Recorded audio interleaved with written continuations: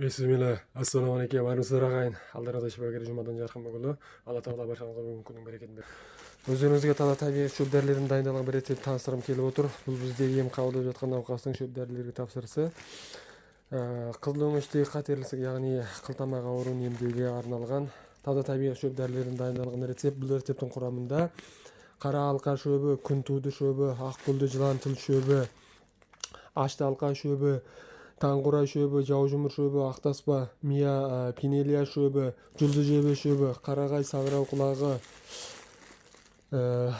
саралжын, жусан шөбі сынды таза табиғи шөп дәрілер қамтылған. Бұл шөп дәрілердің қасиеті рак клеткаларының өсуін тежеп, ракты жұтқыш клеткалардың қызметін арттыру арқылы иммунитетті дұрыстау, қандағы ыстықты кетіру, уытты қайтару, зат алмасуды күшейту нәтижесінде сол қатерлі ісіктің ары қарай өсуінің алдын алып, денеге тарауын тежеп, сол арқылы ауруды белгілі жақсы бағытқа жетелеуге себеп болады, Құдай қаласа.